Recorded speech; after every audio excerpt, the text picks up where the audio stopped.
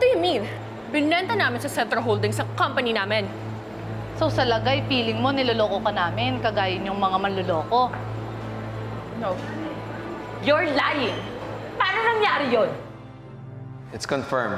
Nasa market na ang Capsule X. Actually, mataas ang starting bid, so I doubt na may bibili. Ay, nako.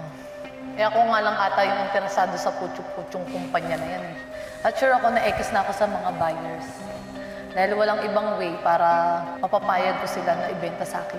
Dahil G sila sa akin, as in gigil na gigil. Kaya hindi nila ako hayaan na maging masaya. Tayo din naman. Hindi natin sila hayaang maging masaya. How do you plan on doing that? Meron akong binubuong isang kumpanya. Wala pang nakakaalam sa ngayon na ako ang may-ari nun. Kaya si Lucci na muna ang magpapakilalang CEO. Bibili natin ang Capsule X ang wala silang kamalay-malay.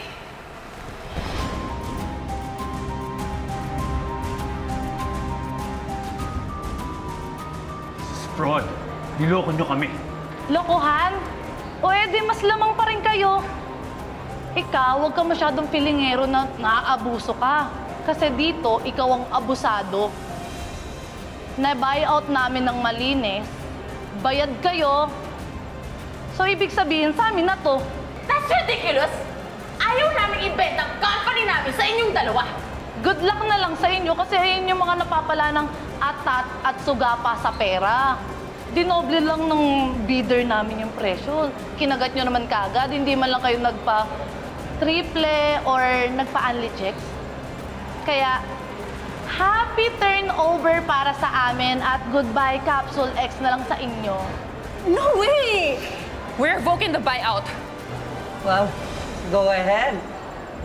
But you need to check the penalty clause that's stipulated in the contract.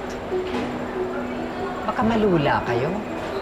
Wala na nga kayong pambayad ng utang eh. Dadagdagan nyo pa ng penalty. Kaya kung ako sa inyo, i-honor nyo na lang yung deal. Tapos i-consider nyo na ito na ang last benta nyo. Last? Ito ang last event mo. Pumas ka dito, lamayas ka! Stop it! Tama na! Oh, Jaren! Sila dapat tumigil na sila nang gugulo! Gusto nila tayo siraan, okay? Kaya pwede ba umalis na kayo?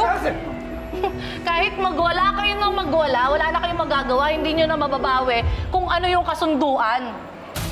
Kaya wala kayong karapatan na paalisin kami dito.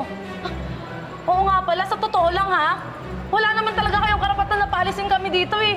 Dahil property namin to. Yang tinatapakan nyo at hinihingahan nyo ngayon, sa amin na. Kaya, get out. Umalis na kayo dito. We have the power to decide who's staying and who's going. And as one of the new owners of Capsule X, let me be the one to tell you na kayo ang gate crashers.